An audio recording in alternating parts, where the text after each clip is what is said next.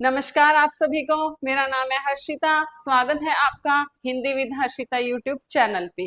देखो, lecture cadre की भर्ती आ चुकी है और मास्टर कैडर की भी जो अनाउंसमेंट है वो हो चुकी है, यानी जल्दी भी मास्टर कैडर भी आ जाएगा।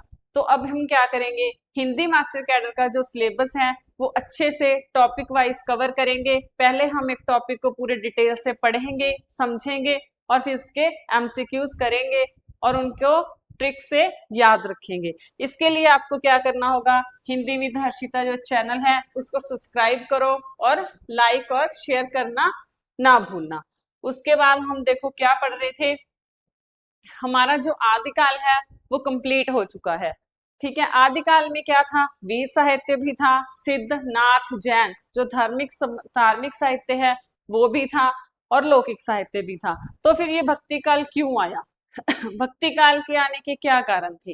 देखो, कोई भी काल है वो एकदम से नहीं आ जाता। किसी भी देश की धार्मिक, राजनीतिक और सामाजिक परिस्थितियों में जैसे जैसे बदलाव आता जाता है तो वैसे ही क्या है, साहित्य के स्वरूप में भी बदलाव आता है। उस समय क्या था, मुसलमानों द्वारा भारत पर आक्रमण किए जा रहे थे। मुसलमानों द्वारा क्या किया जा रहा था, भारत पर आक्रमण किए जा रहा था। और जो राजा थे जो भारत राजा थे उस समय वो हार मान चुके थे, उन्होंने अपने घुटने टेक लिए थे। तो जो हिंदू जनता है वो बिल्कुल हताश एवं निराश हो चुकी थी।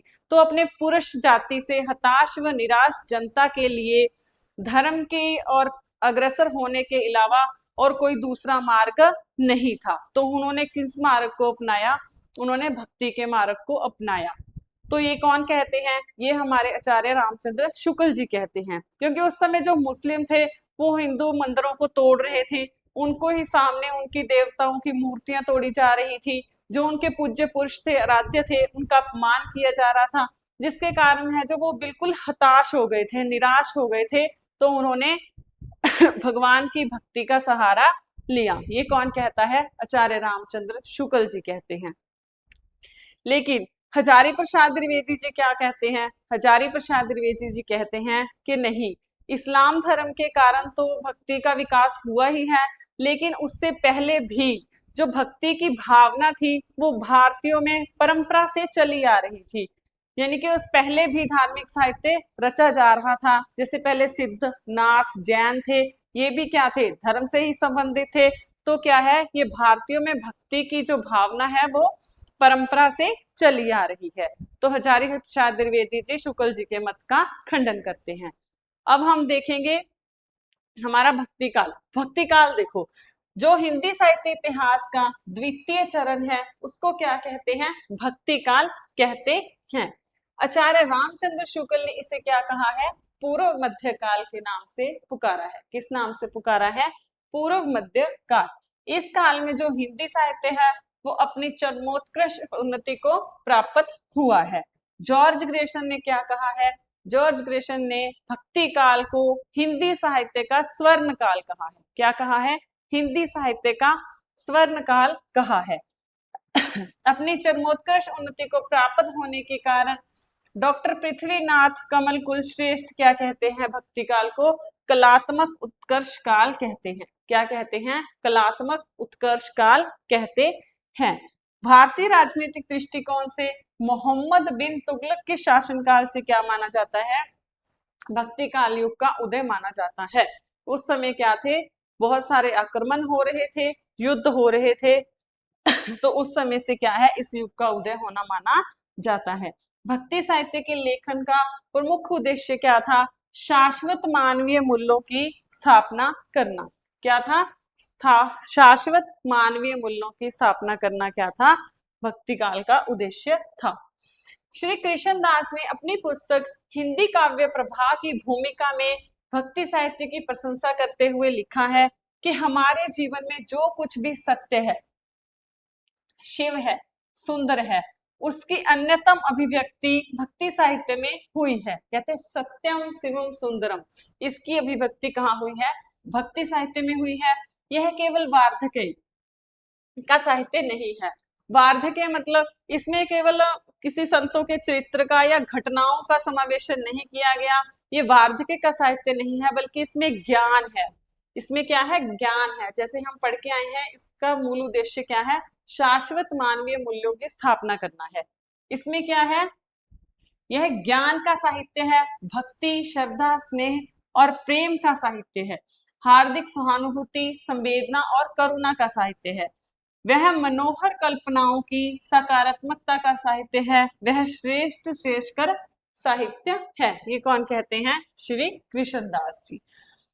आचार्य रामचंद्र शुक्ल जी ने भक्ति को क्या कहा है? धर्म का रसात्मक रूप। भक्ति को क्या कहा है? धर्म का रसात्मक रूप कहा है। आचार्य रामचंद्र शुक्ल जी भक्ति की निष्पत्ति मानते हैं श्रद्धा और प्रेम के योग से। आचार्य रामचंद्र शुक्ल जी जो भक्ति की निष्पत्ति कहते किससे हुई है? श्रद्धा और प्रेम के योग से क्या हुई है? भक्ति की निष्पत्ति हुई है। उच्च कोटि की काव्य रचना, आध्यात्मिकता एवं सामाजिक चेतना के कारण क्या था? भक्ति काल को क्या कहा गया था? हिंदी साहित्य का स्वर्ण काल कहा गया था। और ये किसने कहा था? जॉर्ज ग्रेसन ने। अब भक्ति काल का नामकरण देखो, पहले हमने पढ़ा था कि भिन्न भिन्न विद्वानों ने आदि काल को नाम दिए थे। अब हम देखते हैं कि भक्ति काल को जॉर्ज इब्राहिम ग्रेसन ने क्या नाम दिया है? 15वीं शताब्दी का धार्मिक पुनर्जागरण। क्या नाम दिया है? 15वीं शताब्दी का धार्मिक पुनर्जागरण। मिशर बंधुओं ने भक्ति काल को क्या नाम दिया है? पूर्व माध्यमिक काल। क्या नाम दिया है? पूर्व माध्यमिक काल। आगे इसको दो भागों में बांटा था उन्होंने। आचार्य रामचंद्र शुक्ल जी क्या कहते हैं? पूर्व मध्य काल और भक्ति काल भी कहते हैं। बाबू श्याम सुंदर दास जी ने भक्ति युग, रामविलास शर्मा पुनर्जागरण काल कहते हैं या लोक जागरण काल कहते हैं, राम प्रसाद मिश्र कहते हैं पुनरुत्थान काल, और पृथ्वीनाथ कमल कुलश्रेष्ठ क्या नाम देते हैं? कलात्मक उत्कर्ष काल नाम देते हैं। किसे? भक्ति काल को। अब भक्ति शब्द की उत्पत्ति, भक्ति शब्द की उत्पत्ति कहाँ से हुई? संस्कृत का शब्द है भज, उसमें कीर्तन प्रत्यय जुड़ने से क्या हुई? भक्ति शब्द की उत्पत्ति हुई। भज का अर्थ होता है भाग लेना। मोनियर विलियम्स के अनुसार भक्ति शब्द की व्युत्पत्ति संस्कृत में भज धातु में कीर्तन प्रत्यय जुड़ने से हुई, जिसका अर्थ है अपने आराध्य भगवान के ऐश्वर्य में भाग लेना। तो भज का क्या अर्थ है? भाग लेना। भक्ति शब्द का जो प्रथम उल्लेख है वो हमें कहाँ मिलता है? श्वेता श्वेतर उपनिषद में। कहाँ मिलता है? श्वेता श्वेतर उपनिषद में 6/33 भाग में मिलता है। और यहाँ पर किस भक्ति का उल्लेख मिलता है? सबसे पहले निर्गुण भक्ति का। भक्तिकालीन साहित्य की भाषा तो देखें तो सबसे पहले ये तमिल भाषा में लिखा गया। किस भाषा में लिखा गया? तमिल भाषा में लिखा गया। और बाद में ब्रज और अवधी भाषा का भी प्रयोग होने लगा। जैसे कि हमें पता है कि ब्रज भाषा का सर्वाधिक प्रयोग कहाँ हुआ? कृष्ण काव्य में ब्रज भाषा का प्रयोग हुआ है, और सूफी काव्य और राम काव्य में किस भाषा का प्रयोग हुआ है? अवधी भाषा का प्रयोग हुआ है। अब भक्तिकालीन साहित्य है वो उसके उदय होने के क्या कारण थे? तो शुक्ल जी क्या कहते हैं? मुस्लिम शासकों द्वारा हिंदी जनता को प्रताड़ित किए जाने के कारण भारतीय कवि भक्ति साहित्य लेखन की ओर अग्रसर हुए। किस कारण? मुस्लिम शासकों द्वारा जो हिंदू जनता को प्रताड़ित किया जा रहा था, इसके कारण ही क्या हुआ? हिंदी साहित्य लेखन की ओर अग्रसर हुए। शुक्ल ने मुस्लिम शासकों द्वारा हिंदी जनता पर अत्याचारों को भक्ति काल के उदय का कारण माना है। एक हताश हिंदू जाति की मनोवृत्ति का परिणाम है। कहते जो हताश हो चुके थे लोग उस समय, तो उन्होंने भक्ति का मार्ग अपनाया। एक हताश हिंदू जाति की मनोवृत्ति का परिणाम भक्ति है। ये कौन कहता है? आचार्य रामचंद्र शुक्ल जी। लेकिन आगे हम देखेंगे हजारी प्रसाद द्विवेदी जी हैं, वो शुक्ल के मत का खंडन करते हैं। वो क्या कहते हैं? शुक्ल के मत का खंडन करते हुए वे कहते हैं कि भारतीय परंपरा का स्वतः स्फूर्त विकास अथवा हिंदू जनता की स्वाभाविक आस्था को भक्ति काल के उदय का कारण माना है। क्या माना है? कि भारतीयों में पहले ही भक्ति की भावना है जो वो थी, पहले ही उनकी भक्ति की आस्था थी, स्वाभाविक ही। कहते मैं इस्लाम के महत्व को भूल नहीं रहा हूँ, फिर भी जोर देकर कहना चाहता हूं कि इस्लाम अगर भारत में ना भी आया होता तो भक्ति का भारा आना वैसा ही होता जैसा कि आज है।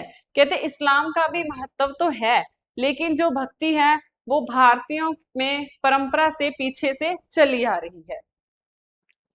जॉर्ज इब्राहिम ग्रेसन क्या कहते हैं? उन्होंने कहा है कि भक्ति साहित्य को ईसाइयत की देन माना है। उन्होंने किसकी देन माना भक्ति काल को? ईसाइयत की देन माना है। और ग्रेसन क्या कहते हैं भक्ति काल को? अचानक बिजली की चमक के समान फैल जाने वाला साहित्य कहा है। क्या कहा है? अचानक बिजली की चमक के समान फैल जाने वाला साहित्य कहा। और ताराचंद है जो, वो क्या कहते हैं? उन्होंने भक्ति साहित्य को किसकी देन माना? अरबों की देन माना है। और रामविलास शर्मा है जो, वो भक्ति आंदोलन एक जातीय एवं जनवादी आंदोलन है। ये क्या कहते हैं कि भक्ति आंदोलन क्या है? एक जातीय एवं जनवादी आंदोलन है। अब हम देखेंगे भक्ति आंदोलन का स्वरूप। भक्ति आंदोलन का विकास कहाँ से शुरू हुआ? इसमें देखो एक आता है भक्ति द्राविड़े उपजे। ठीक है, देखो भक्ति का शुरुआत कहाँ से हुई? द्राविड़ से हुई, यानी कि दक्षिण भारत से क्या हुई? भक्ति की शुरुआत हुई मानी जाती है। भारत में भक्ति का प्रारंभ कहाँ हुआ? दक्षिण भारत से हुआ। धीरे धीरे यह संपूर्ण भारत में फैल गया। उत्पन्ना द्राविड़े चाह वृद्धिम कर्नाटके गता कवचित कवचित महाराष्ट्रे गुजरे जीरंता गता। इसका मतलब क्या है कि सब भक्ति की शुरुआत कहाँ से हुई? द्राविड़ क्षेत्र से हुई। दक्षिण भारत से क्या हुई? भक्ति की शुरुआत हुई, और फिर ये कर्नाटक में अधिक विकसित हुई, फिर ये महाराष्ट्र में, और फिर गुजरात में, ऐसे करके ये संपूर्ण भारत में फैल गई। आगे हम देखते हैं इनके क्षेत्र। उत्तर भारत में जो भक्ति को लाने वाले कौन थे? रामानंद एवं वल्लभाचार्य जी। कौन थे? रामानंद एवं वल्लभाचार्य जी। बंगाल में चैतन्य महाप्रभु, असम में शंकरदेव जी, और उड़ीसा में पंच सखा। अब देखो यहाँ से क्वेश्चन आ सकता है कि जो पंच सखा थे उनके ये नाम दे दिए जाएंगे और पूछ लिया जाएगा कि इनमें से कौन इसमें शामिल नहीं है। तो ये नाम हमने अच्छे से याद रखने हैं। बलराम दास, अनंत दास, यशोवंत दास, जगन्नाथ दास और अच्युतानंद दास। कौन कौन थे ये? बलराम दास, अनंत दास, यशोवंत दास, जगन्नाथ दास और अच्युतानंद दास। अब हम देखते हैं महाराष्ट्र। महाराष्ट्र में क्या था? एक वारकरी संप्रदाय था जिसकी स्थापना किसने की थी? संत पुंडरीक ने क्या की थी? इसकी स्थापना की थी। इसमें 4 प्रमुख संत थे। कौन कौन थे? एक तो थे संत ज्ञानदेव, संत नामदेव और संत एकनाथ और संत तुकाराम। देखो वारकरी संप्रदाय, इसकी स्थापना किसने की? संत पुंडरीक द्वारा की गई। इसमें क्या थे? 4 प्रसिद्ध संत थे। कौन कौन थे? संत ज्ञानदेव। अगर वारकरी संप्रदाय के प्रथम उन्नायक संत पूछ लिए जाएं तो वो कौन है? संत ज्ञानदेव। अगर प्रथम उन्नायक संत पूछे जाएं तो कौन है? संत ज्ञानदेव और संत नामदेव, संत एकनाथ और संत तुकाराम। ये नामदेव क्या थे? वो विठोबा के भक्त थे। और वारकरी संप्रदाय कहाँ उदय हुआ? महाराष्ट्र में। अब हम देखते हैं दक्षिण भारत। दक्षिण भक्ति का आरंभ कहाँ से हुआ? दक्षिण भारत से हुआ। और सबसे पहले दक्षिण भारत में भक्ति को लाने वाले कौन थे? आलवार भक्ति थे। देखो एक आलवार थे और एक नयनार थे। जो वैष्णव भक्त थे, दक्षिण भारत के जो वैष्णव भक्त थे वो क्या थे? आलवार थे। और जो शैव भक्त थे वो कौन थे? वो नयनार थे। आलवारों की संख्या है वो जो 12 मानी जाती है, और नयनार संत है वो जो 63 मानी जाती है। हमने ध्यान रखना है आलवार थे जो वैष्णव भक्त थे और नयनार थे जो वो शिव भक्त थे। दक्षिण भारत के आरंभिक वैष्णव भक्तों को क्या कहा जाता है? आलवार कहा जाता है। आलवार जो है तमिल भाषा का शब्द है। किस भाषा का? तमिल भाषा का शब्द है, जिसका अर्थ है अध्यात्म ज्ञान एवं भगवत भक्ति में लीन महापुरुष। क्या अर्थ है? भगवत भक्ति में लीन महापुरुष। दक्षिण भारत में भगवान भागवत भक्ति का आंदोलन 5वीं से 10वीं शताब्दी तक आलवार भक्तों द्वारा हुआ। कब तक? 5वीं से 10वीं शताब्दी तक आलवार भक्तों के द्वारा हुआ। इनमें सभी जातियों एवं वर्गों के भक्तजन थे। देखो इन्होंने सभी जातियों को ही शामिल कर लिया था। ये उच्च कोटि के साधक थे, सीधा साधा जीवन व्यतीत करते थे और आध्यात्मिक थे। इनमें क्या थी, आत्म समर्पण की जो भावना थी वो कूट कूट कर भरी हुई थी। अब हम देखते हैं आलवार साहित्य। आलवार साहित्य का जो पर शोध करने वाले कुछ विद्वान प्रारंभिक आलवारों का समय क्या मानते हैं, ईसा से लगभग 230 वर्ष पूर्व मानते हैं। क्या मानते हैं, ईसा से लगभग 230 वर्ष पूर्व का मानते हैं। जो प्रारंभिक आलवार थे वो विष्णु की गदा, शंख और चक्र का अवतार माने जाते थे। किसका, वैष्णव भक्त थे ये, और ये आलवार थे जो वो विष्णु की गदा, शंख और चक्र के अवतार माने जाते थे। आलवार भक्तों की जो कुल संख्या है वो कितनी है, 12 मानी जाती है। और तमिल भाषा में जो इनके पदों का संकलन है वो किसने किया था, वो किया था रंगानाथ मुनि ने। किसने किया था, आचार्य रंगानाथ मुनि ने किया था। किस नाम से, दिव्य प्रबंधन के नाम से दिव्य प्रबंधन के नाम से आचार्य रंगानाथ मुनि ने जो है इनके पदों का संकलन किया, जिसके 4 भाग थे और उसमें 4000 पद थे। देखो तमिल भाषा में किसने किया, आचार्य रंगानाथ मुनि ने दिव्य प्रबंधन के नाम से 4 भागों में किया और इसमें 4000 पद थे। इन आलवारों भक्तों में एक क्या थी, एकमात्र महिला भक्त थी। एकमात्र महिला आलवार भक्त कौन थी, वो प्यारी आलवार की दत्तक पुत्री, दत्तक मतलब गोद ली हुई, दत्तक पुत्री थी। वो कौन थी, अंडाल। कहीं कहीं हमें अंदाल भी देखने को मिल जाता है, अंदाल। प्यारी आलवार की दत्तक पुत्री कौन सी, अंडाल। ठीक है, उसके बाद जो 12 आलवार बताए हैं इनमें से जो सर्वश्रेष्ठ थे वो कौन से माने जाते हैं, वो माने जाते हैं नम आलवार।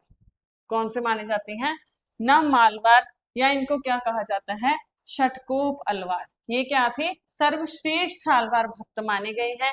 इन्हें क्या कहा गया, राम की पादुका का अवतार भी कहा जाता है। जो नयनार थे ये नयनार कौन थे, दक्षिण भारत के शैव भक्त थे। इनकी संख्या कितनी है, 63 है, और ये क्या थे, मुक्तात्मा माने जाते थे। अब हम देखेंगे कुछ महत्वपूर्ण तथ्य। देखो कबीर एवं जायसी, कबीर और जायसी का नाम ही क्यों आया, सबसे पहले देखो भक्ति काल को 4 भागों में बांटा गया है कौन कौन सी, संत काव्य, सूफी काव्य, कृष्ण काव्य और राम काव्य। जो संत काव्य के प्रतिनिधि कवि हैं वो कौन से हैं, कबीर, और सूफी काव्य के जो सर्व प्रतिनिधि कवि है वो कौन है, जायसी। तो इन्हों क्या कहते हैं, कबीर एवं जायसी हैं जो क्या थे, भक्ति काल के रहस्यवादी कवि माने जाते हैं। कौन से माने जाते हैं, रहस्यवादी कवि माने जाते हैं। इनमें अंतर क्या है, कहते जो कबीर की रचनाओं में साधनात्मक रहस्यवाद मिलता है और जायसी की रचनाओं में भावनात्मक रहस्यवाद मिलता है। साधनात्मक रहस्यवाद कैसे, कबीर की रचनाओं में कहते साधनात्मक रहस्यवाद मिलता है, जिसमें क्या है, भक्त है जो वो अपने प्रयासों के द्वारा, हठ योग के द्वारा ज्ञान प्राप्त कर लेता है, और जो उसको ईश्वर का जो अपने भीतर ही अनुभव होने लगता है, उसको ईश्वर की है जो अपने भीतर ही वो ईश्वर का आनंद अनुभव करने लग जाता है, उसको क्या कहते हैं, भावनात्मक रहस्यवाद, साधनात्मक रहस्यवाद। और जो भावनात्मक रहस्यवाद है उसमें जो भक्त है वो अपने आप को ईश्वर को समर्पित कर देता है। इसमें 2 शब्द आते हैं, सुरति और निवृत्ति। सुरति का अर्थ है आनंद का अनुभव, यानी कि भक्त है जो भगवान को अपने भीतर ही अनुभव करने लग जाता है, यानी कि उसकी भगवान के साथ ध्यान लग जाता है, उसकी सुरति लग जाती है। निवृत्ति का अर्थ है जगत प्रपंच एवं संस्कारिकता से मुक्ति, वो जो बाहरी आडंबर है वो छोड़ के उनसे क्या हो जाता है, मुक्त हो जाता है। अब हम तुम्हारा आ जाता है भक्ति काल का विभाजन। भक्ति काल का विभाजन कितने भागों में हुआ, पहले उसके 2 भाग किए गए, निर्गुण काव्य धारा। निर्गुण काव्य धारा क्या है, जिसमें क्या की गई, निराकार निराकार रूप में भगवान की उपासना की गई, यानी कि जिसका कोई रूप, आकार, रंग नहीं था, तो वो क्या हो गए, निर्गुण काव्य धारा। और सगुण काव्य धारा में क्या थी, जो भगवान के सगुण रूप में उपासना करते थे, जैसे राम के रूप में, कृष्ण के रूप में पूजा करते थे, वो कौन से थे, सगुण काव्य धारा में आ जाते हैं। निर्गुण काव्य धारा को दो भागों में रखा गया, ज्ञानाश्री काव्य धारा और प्रेमाश्री काव्य धारा। ज्ञानाश्री काव्य धारा को संत काव्य कहते हैं और प्रेमाश्री काव्य धारा को सूफी काव्य। सगुण काव्य धारा के भी दो भाग किए गए, कृष्ण काव्य धारा जिसको कृष्ण काव्य कहते हैं और रामाश्री काव्य धारा जिसको राम काव्य कहते हैं। जो ज्ञानाश्री काव्य धारा, ज्ञानाश्री, प्रेमाश्री, कृष्णाश्री और रामाश्री, ये नाम किसने दिए हैं, ये नाम दिए हैं आचार्य रामचंद्र शुक्ल जी ने। किसने दिए हैं, आचार्य रामचंद्र शुक्ल जी ने। और इनको संत काव्य, सूफी काव्य, कृष्ण काव्य और राम काव्य किसने कहा, ये कहा है राम कुमार वर्मा ने। डॉक्टर राम कुमार वर्मा ने इसे क्या कहा है, संत काव्य और सूफी काव्य। और संत काव्य के प्रतिनिधि कवि कौन है, कबीर, सूफी काव्य के जायसी, कृष्ण काव्य के सूरदास और राम काव्य के तुलसीदास जी। अब हम सबसे पहले पढ़ेंगे निर्गुण काव्य धारा, निर्गुण भक्ति काव्य धारा, जिसमें क्या है, जिन भक्त कवियों ने निराकार ईश्वर की साधना की, ठीक है, और उनके द्वारा रचित काव्य को क्या कहते हैं, निर्गुण भक्ति काव्य धारा कहा जाता है। जिन भक्त कवियों के द्वारा निराकार ईश्वर की उपासना की गई, उनके द्वारा रचित काव्य को क्या कहा गया, निर्गुण भक्ति काव्य कहा गया। निर्गुण भक्ति काव्य का जो आदि स्रोत है वो कहाँ से मिलता है, श्वेता श्वेतर उपनिषद में हम पीछे करके आए हैं। जो भक्ति शब्द का उल्लेख है वो सर्वप्रथम कहाँ मिलता है, श्वेता श्वेतर उपनिषद में। किस भाग में, 6/33 भाग में। और ये किससे संबंधित था, निर्गुण भक्ति से। श्रीमद् भागवत पुराण का जो प्रथम श्लोक है वो कहते हैं निर्गुण भक्ति के समर्थन में माना जाता है। श्रीमद् भागवत का जो प्रथम श्लोक है वो किसके समर्थन में है, निर्गुण भक्ति के। अब इसकी विशेषताएं क्या थी, निराकार ईश्वर की विश्वास, ठीक है, कि ये कहते भगवान की किस रूप में मानते थे, निराकार ईश्वर में विश्वास करते थे, निर्गुण ब्रह्मा की उपासना करते थे। ये कहते लौकिक प्रेम के माध्यम से अलौकिक प्रेम की अभिव्यक्ति, धार्मिक रूढ़ियों एवं सामाजिक कुरीतियों का विरोध। जो समाज में उस समय आडंबर फैले थे, जाति पाति, ऊंच नीच, छुआछूत, ये सब चल रहा था, इन सब का ये उन्होंने क्या किया, विरोध किया। जाति प्रथा का विरोध किया, जाति प्रथा का विरोध किया, हिंदू मुस्लिम एकता का समर्थन किया। रहस्यवाद का प्रभाव देखने को मिलता है। काव्य में क्या है, लोक भाषा का प्रयोग हुआ है। देखो जो उस समय ग्रंथ लिखे गए थे उस समय वेद मिलते थे वो संस्कृत भाषा में थे, जो लोगों की समझ से बाहर थे, उनको समझ ही नहीं आ रहा था कोई क्या कह रहा है, बाहरी आडंबर चल रहे थे। तो क्या है, जो संत काव्य लिखा गया वो लोक भाषा, उनकी भाषा में लिखा गया, राजस्थानी, ब्रज, जो लोग समझ सकते थे उनकी भाषा में लिखा गया। तो ये किस भाषा का प्रयोग हुआ, लोक भाषा का। एक ईश्वरवाद का समर्थन, इसमें कहा गया भी ईश्वर एक है। सदगुरु का विशेष महत्व दिया गया। सामाजिक सुधार एवं जन जागरण की चेतना, शांत रस की प्रधानता थी। शांत संत काव्य है, उसमें क्या होगे, ईश्वर संबंधी उपदेश होंगे, तो किस रस की प्रधानता होगी, शांत रस की। संधूकड़ी भाषा तथा उल्ट बांसी शैली का प्रयोग मिलता है और आचरण की पवित्रता पर बल दिया जाता है। उसके बाद आ जाता है हमारे निर्गुण भक्ति के मूल तत्व कौन से हैं। देखो, अनाद, अनंत जिसका अंत नहीं हो सकता, अनाम जिसका कोई नाम नहीं, अज्ञात ब्रह्मा का नाम जप, जिनके जिसका कोई रंग रूप आकार नहीं है, उस निर्गुण ब्रह्मा का नाम जप। मानसिक भक्ति, ये कहते थे कि बाहरी आडंबर है जो, जिनके द्वारा जो वेदों के ज्ञाता थे वो लोगों को बाहरी आडंबरों में उलझाकर रखते थे, उनको लूटते थे, तो उनसे क्या है, वो कहते वो चीजें हमें मायने नहीं रखती। मानसिक भक्ति का उपदेश देते थे। प्रेम के माध्यम से कर्म कांड की अनपेक्षित दुर्हाताओं को उन्होंने दूर किया। जाति, वर्ग एवं वर्ण भेद, जो उस समय जात पात का भेद चल रहा था ठीक है, उसको खत्म किया। और क्या किया, विश्वव्यापी धर्म और सहज साधना पर बल देते थे।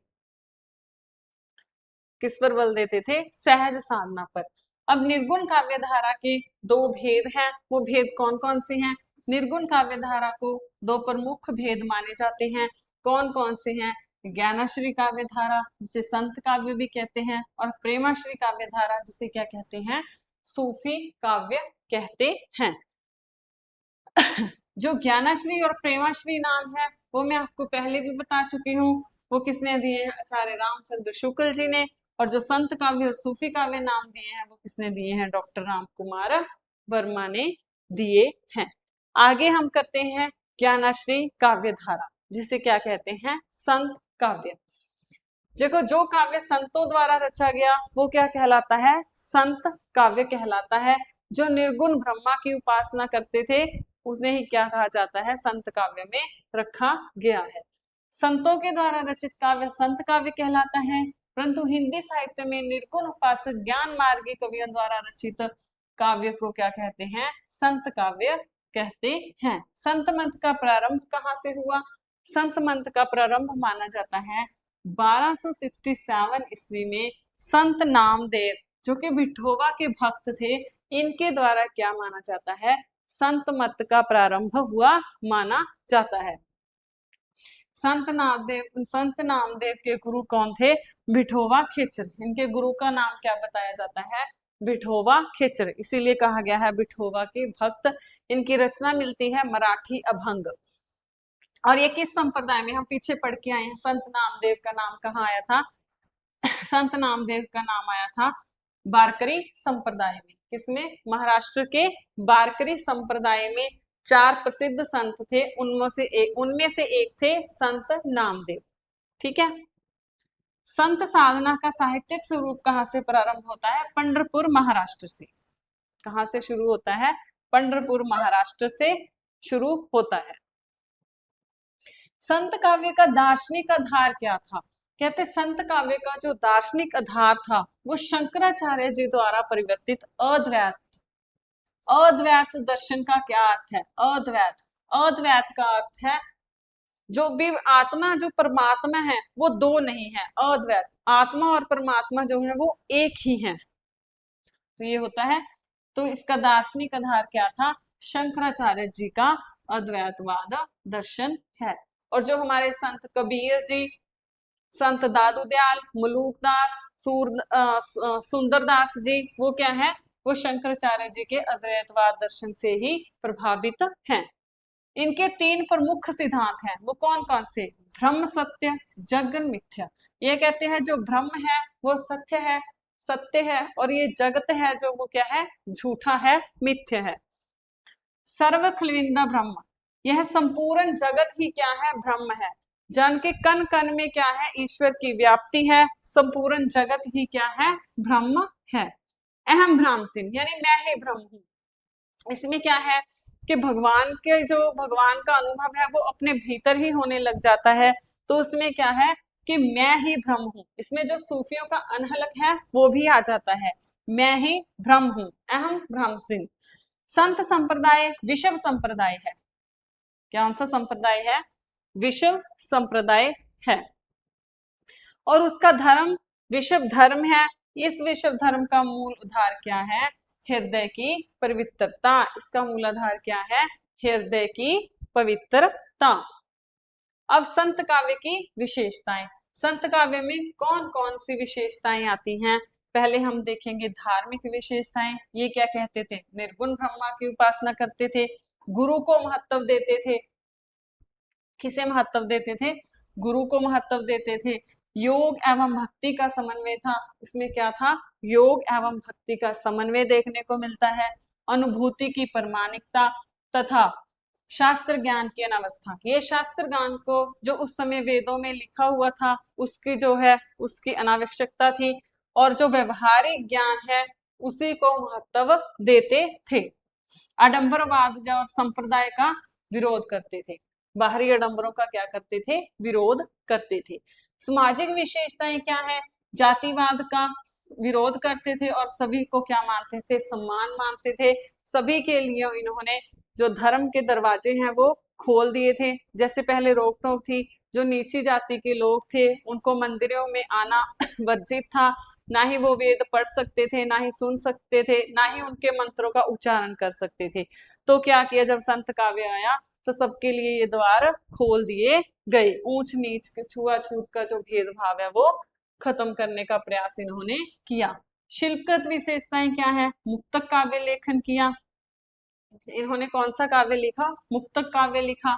संधूकड़ी भाषा यानी कि लोक भाषा जिसे लोग समझ सके, उस भाषा का प्रयोग किया।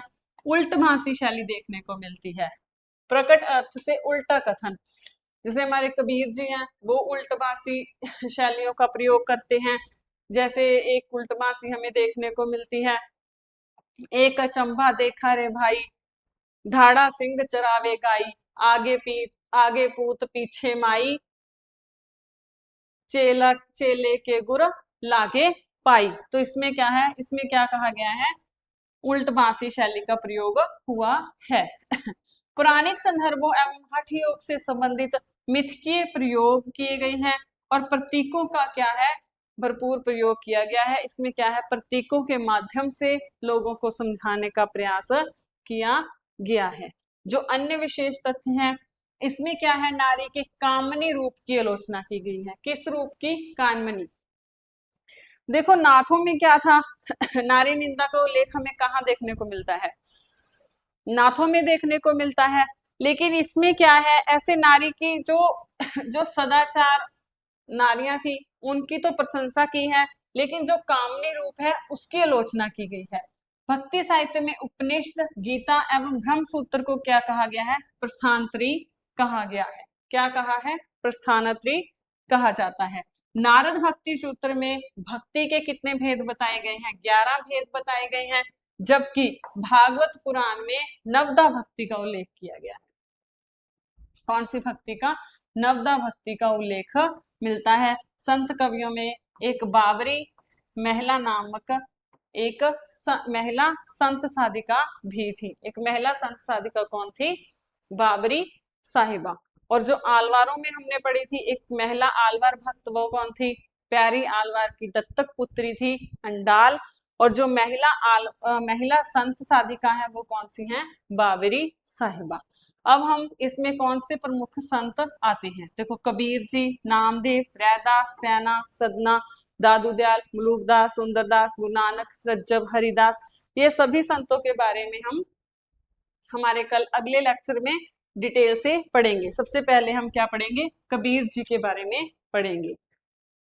अब हम देख लेते हैं कि प्रमुख संत कवि और उनके व्यवसाय देख लेते हैं। जो कबीर जी थे वो जुलाहा थे, नामदेव जी दर्जी थे,